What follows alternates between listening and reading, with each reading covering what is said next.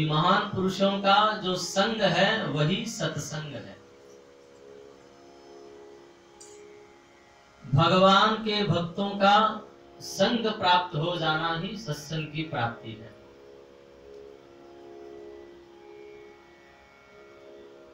ऐसा क्यों कहा? संत महान पुरुषों का संग मिल जाना ये सत्संग है। ऐसी महिमा क्यों गाई गई? क्योंकि संतों के पास में जाने से, सदगुरु के पास में जाने से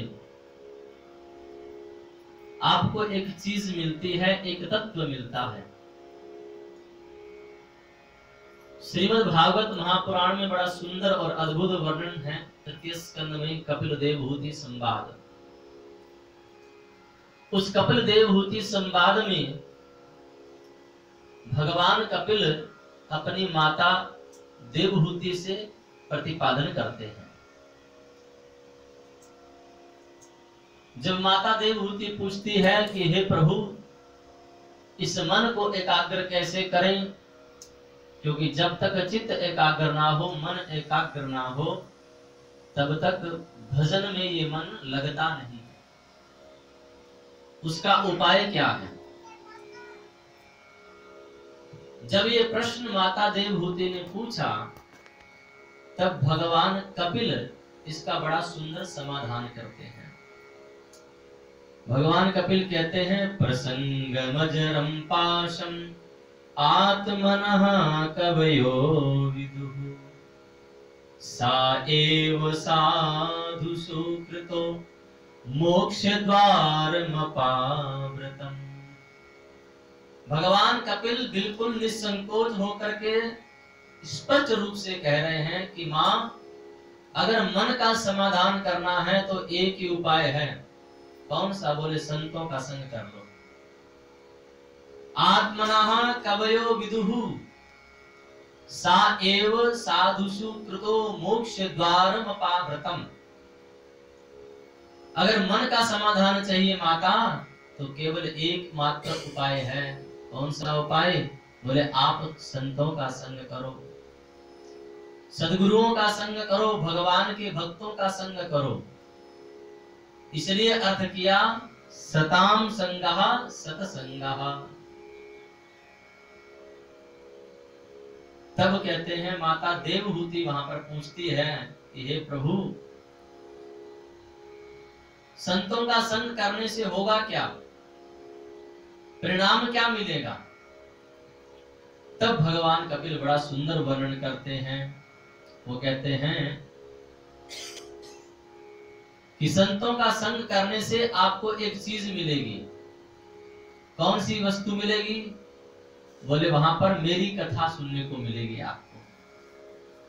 क्योंकि संतों के पास में आप जाओगे, महान पुरुषों के पास में आप जाओगे, तो कोई संसारिक चर्चा आपको सुनने को नहीं मिलेगी। तो क्या सुनने को मिलेगा? भगवान कहते हैं मेरी कथा सुनने को मिलेगी। सताम प्रसंगान वीर्य संविदो भवन्ति हृतकर्ण रसायना जनाः। भगवान कपिल कहते हैं, मां, संतों का संग करने से वहां पर मेरी कथा आपको मिलेगी, मेरे बारे में आपको सुनने को मिलेगा। उससे होगा क्या? बोले कर्ण रसायना जनाः। मेरी जो कथा है वो जीव मात्र के कानों के लिए रसायन का काम करती है। जिस प्रकार जीव के अंदर, हमारे देह के अंदर अगर कोई रोग हो जाए और हम लोग किसी वैद्य के पास में जाते हैं, तब वैद्य हमको रसायन देता है, हमको दवाई देता है, औषधि देता है, और उस औषधि का सेवन करते करते हमारे अंदर बैठा हुआ जो पुराना सा पुराना भी अगर रोग होता है तो वो भी निवृत्त हो जाता है।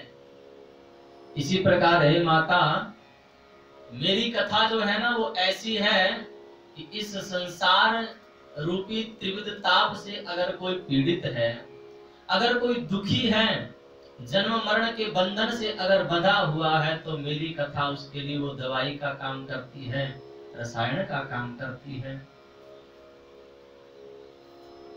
और जब तक मेरे बारे में सुनोगे नहीं, जब तक भगवान के बारे में हम लोग श्रवण नहीं करेंगे, तब तक ज्ञान नहीं होगा। और जब तक ज्ञान ना हो तब तक उसमें प्रीति नहीं होती है, और जब तक प्रीति नहीं होती है तब तक संबंध नहीं बनता है, और जब तक संबंध नहीं बनता है तो अपनत्व की भावना नहीं होती है, मन नहीं लगता है। इसलिए अगर भगवान में मन को लगाना है तो उसका सीधा सा उपाय है कि संतों का संग करो, महान पुरुषों का संग करो। माता देवभूति ने पूछा कि भगवान अब महान पुरुष कैसे होते हैं, उनके लक्षण क्या हैं? तो वहां भगवान कपिल ने बहुत सुंदर लक्षण बताए हैं। तितिक्षवाः कारुणिकाः सुहृदः सर्वदेहिनां अजातशत्रवः शान्तः साधवः साधुभूषणाः। लक्षण बता दिए। क्या लक्षण बताए? बोले सबसे पहला जो लक्षण बताया वो है तितिक्षा का। तितिक्षा माने सहन करना, मान और अपमान दोनों को सहन करना, ये तितिक्षा है। केवल अपमान को सहन कर जाना ही तितिक्षा नहीं होता, सम्मान को भी सहन करना तितिक्षा होता है। और ये बड़ी विडंबना है कि हम लोग एक पहलू को देखते हैं, दूसरे को नहीं देखते हैं। हम लोग अपमान कोई करे तो अगर सत्संग हमने थोड़ा बहुत किया है तो हम लोग अपमान को सहन कर जाते हैं, पी जाते हैं उसको, लेकिन सम्मान को पीना उससे भी ज्यादा कठिन है। क्यों? क्योंकि जब हमारा कोई सम्मान करता है, हमारी कोई जय जयकार करे, हमारा स्वागत करे, तो हमारा चित्त बहुत प्रफुल्लित होता है। तो समझ लो कि आप सम्मान को पचा नहीं पा रहे हो।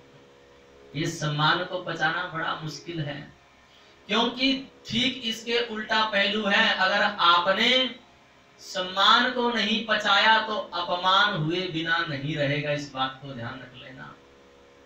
अगर आपको सम्मान का अनुभव हो रहा है, अपने मान का अनुभव हो रहा है, ये अनुभूति हो रही है कि मैं कुछ श्रेष्ठ हूं, मेरा सम्मान हो रहा है, मैं इस योग्य हूं, तो ध्यान रखना एक घड़ी वैसी भी आएगी जब आप बीच सभा में जाओ और हो सकता है कि आपको तब राम राम न की जाए, तब वो जो सम्मान आपने अनुभव किया है वही सम्मान आपको दुख दिलाएगा, आपको पीड़ा दिलाएगा।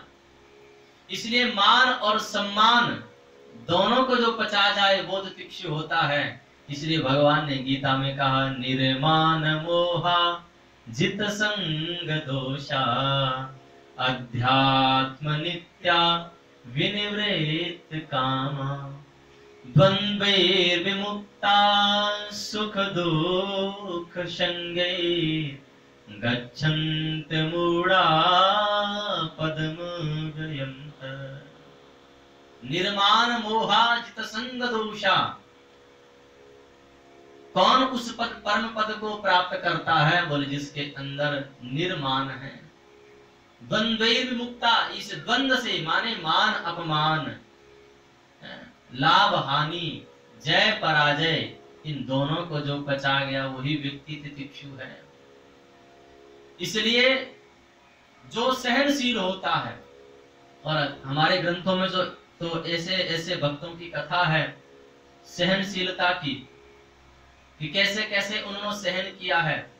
मुझे एक कथा स्मरण आती है, हमारे ओमकारेश्वर के बड़े मूर्धन्य विद्वान ब्रह्मलीन श्री स्वामी रामानंद जी महाराज।